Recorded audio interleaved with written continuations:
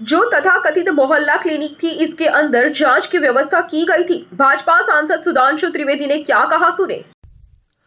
अब तो जांच भी आंच के घेरे में आ रही है। अर्थात ये जो तथाकथित मोहल्ला क्लिनिक थी, इसके अंदर इन्होंने जांच की व्यवस्था की थी, यानी पैथोलॉजिकल टेस्टिंग की। अब जो विजिलेंस की रिपोर्ट्स आई हैं और जो विभागीय फाइंडिंग्स हैं, उसके आधार के ऊपर वो जांचें भी अब पूरी तरीके से आंच के घेरे में आ गई हैं। इस प्रकार के फैक्ट्स सामने आए हैं कि जो उनकी तथाकथित मोहल्ला क्लिनिक थी, सर्वप्रथम तो हम कहना चाहेंगे कि स्वतंत्रता के अमृत काल में आने के बाद भी देश की राष्ट्रीय राजधानी में सुपर स्पेशलिटी का कोई इंस्टीट्यूट या ऐसी कोई व्यवस्था या ऐसी कोई लैब बनाने के बजाय मोहल्ला क्लिनिक तक ही सोच सीमित थी, जो 75 वर्ष पूर्व भी थी। परंतु उसमें भी क्या हुआ, मीडिया में भी ऐसी रिपोर्ट्स हैं, कई स्वयंसेवी संगठनों ने भी इस विषय के ऊपर ध्यान आकर्षित किया था और जांच में भी आया कि एक दिन में 500 पेशेंट देखे गए हैं। अधिकतम संख्या 533 है, जबकि जो औपचारिक समय है मोहल्ला क्लिनिक का वो सुबह 9 बजे से 1 बजे तक है। अब आप इमेजिन करिए कि 9 बजे से 1 बजे तक 4 घंटे में कितने मिनट हुए, 240। और अगर 240 मिनट में किसी ने 533 पेशेंट देख लिए, इसका मतलब आधे मिनट में एक पेशेंट देख लिया, जिसमें एक पेशेंट का आना जाना, डॉक्टर का उसकी बात सुनना, असेसमेंट करना, जांच का पर्चा लिखना।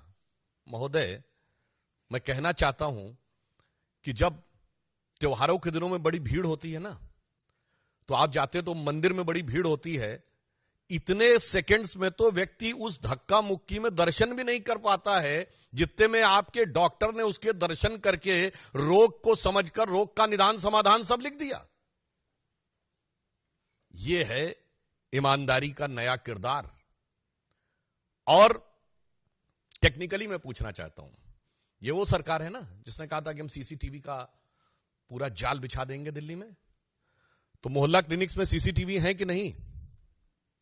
और अगर हैं तो उन मोहल्ला क्लिनिक में उस डेट की सीसीटीवी फुटेज दिखाइए कि 533 लोग कहां लाइन लगाए हुए थे, क्योंकि मोहल्ला क्लिनिक तो छोटी छोटी स्पेसेस में है ना। तो 533 लोग अगर आए तो सीसीटीवी फुटेज में होना चाहिए ना। बस यही सब चीजें हैं जिसकी वजह से जांच की आंच से घबरा रहे हैं। और इसमें जो प्रोसीडिंग्स में बात आई है, मैं कोट करना चाहता हूं कि necessary discipline proceedings may be initiated against the project director OLS outsource lab services। महत्वपूर्ण बात यह है कि यह सरकारी एजेंसी नहीं कर रही है, यह सब आउटसोर्स है, यानी प्राइवेट एजेंसीज को जांच दे रखी है।